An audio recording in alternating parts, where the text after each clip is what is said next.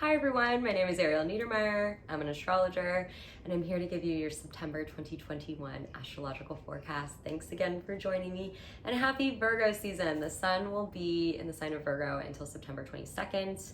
I definitely want to talk about that today. I also want to talk about the Virgo new moon on September 6th. And then finally, we'll talk about Venus in Scorpio, which is a transit that's starting on September 10th and will last us through October 7th, I believe.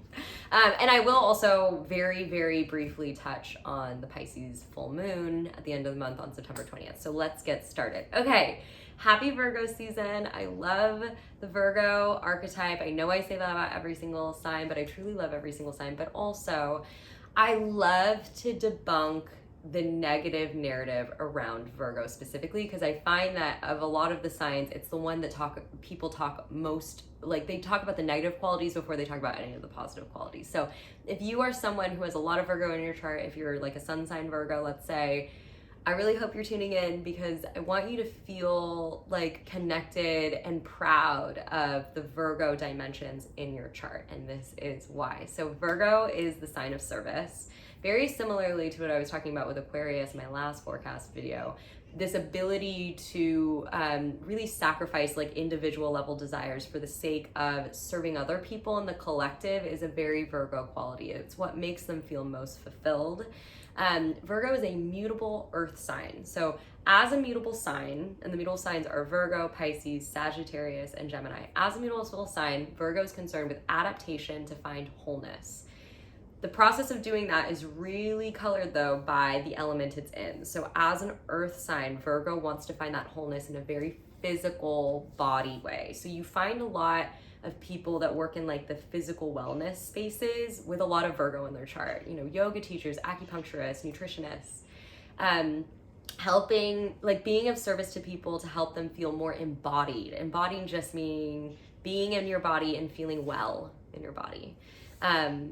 But yeah, and the other thing I wanted to say about Virgo that I really love and people don't know about is that Virgo is related to the hanged being card in the tarot. I say hanged being because it's non-binary, but the hanged being card, traditionally known as the hanged man card, which shows an individual like hanging upside down. The theme around the card is perspective shifts, and it makes sense because on a literal level, you're seeing this like being hanged upside down and they're seeing the world from a different vantage. That card is actually related to yoga. It's known as the yoga card. And if you've ever done yoga, even if you've just taken one class, when you first go to yoga, you're like, you know, you see someone do a headstand in class and you're like, I'll never be able to do that. I can barely even touch my toes. And then you start going to yoga, if you know, it's called a practice. You start going to yoga, you get more flexible, you take more risks, and all of a sudden you're standing on your head. And very literally, I mean, your vantage of the world is shift upside down, but also on a soul level, you start thinking, oh, I can do that. You know, the impossible all of a sudden is made possible, but in a very physical way.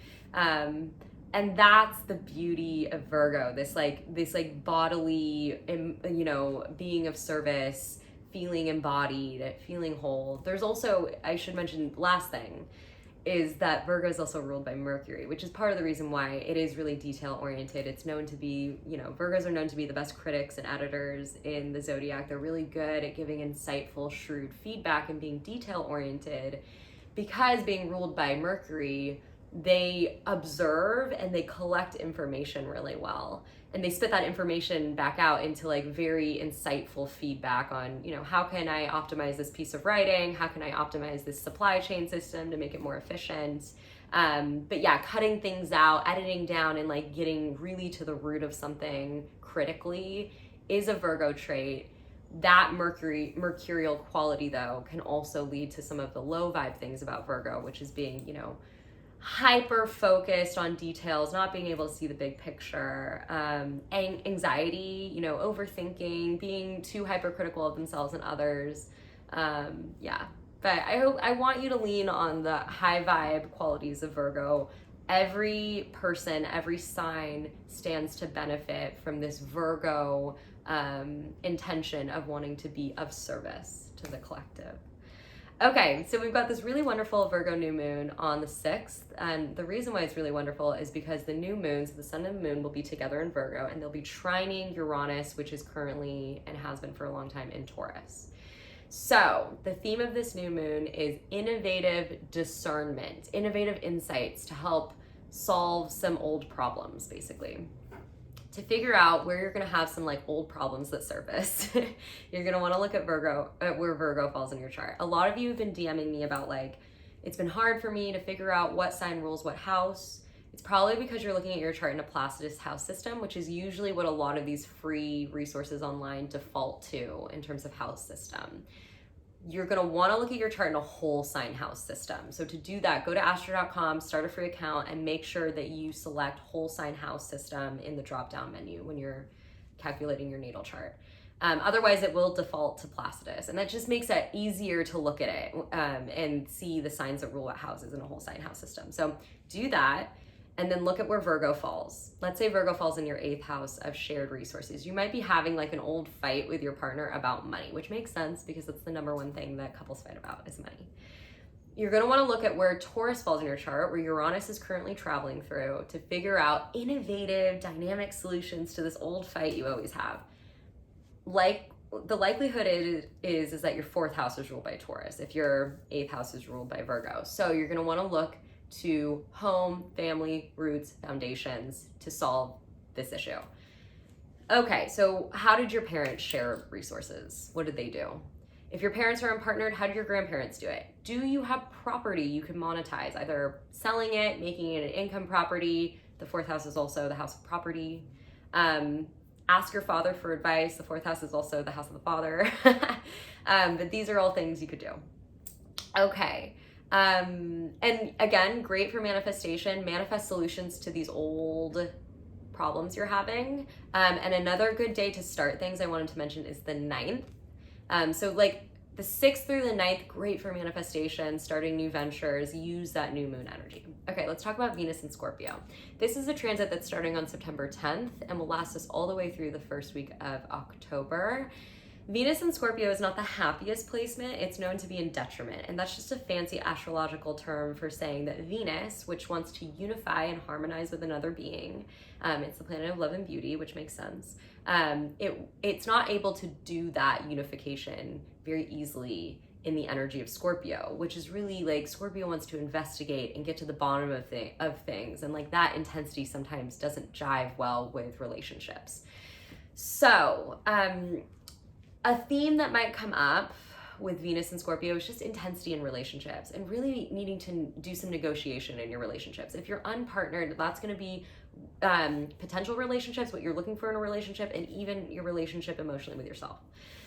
So the reason why there's going to be a lot of relationship negotiation going on too is because Venus is going to be making challenging aspects to 3 outer solar system planets throughout the month of September.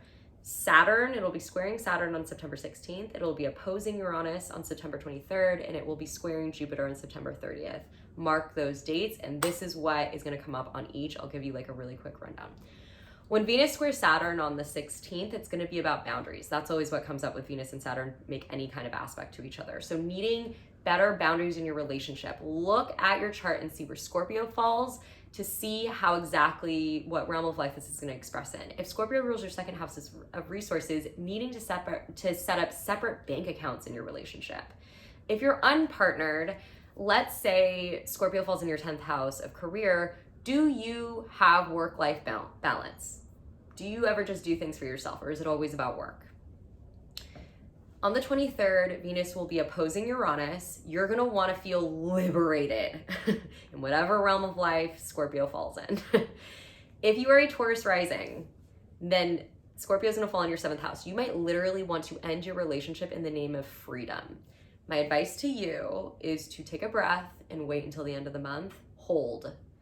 Because Uranus is so impulsive that making really instantaneous decisions is a theme. So I would just, if you're still feeling that way in October, do the damn thing, but I would wait.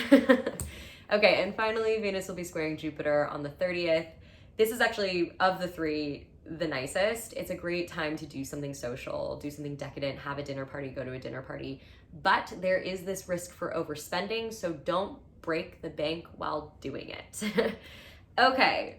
And finally, we've got this Pisces full moon at the end of the month on the 20th. There's a conjunction with Neptune. There's also a Mercury-Pluto square. What I would say, do something, like, there's going to be a lot of themes around like illusory thinking and potentialities for paranoid thinking and being really fearful and stressed about the things you don't know. So what I would say is like lean into the dreamy unreality of things, read a sci-fi book, watch a sci-fi movie, literally watch The Matrix. Like that's going to be the energy of that moment. Just lean into it rather than like getting stressed about it. Oh, and last thing, I promise. Mercury is going to be going retrograde in Libra on September 27th. I'm actually going to talk about it in my October forecast video because that's really a theme for October. But avoid signing contracts, sealing any negotiations, making any big deals. Do it before the 27th, because if you do it after the 27th or in October, you're just gonna have to redo it, which is inefficient. So word to the wise. If this video was helpful to you, please like, share it, subscribe to the Altisphere channel. We so appreciate your support. If you need any help with like any of the astrological homework tips I give, like you can literally just comment in the comment section of this video. You can also DM me on Spot the Witch on Instagram, schedule a reading with me. My link is in my bio. Thank you so much for tuning in and continuing to do this work with me, and I will see you in October.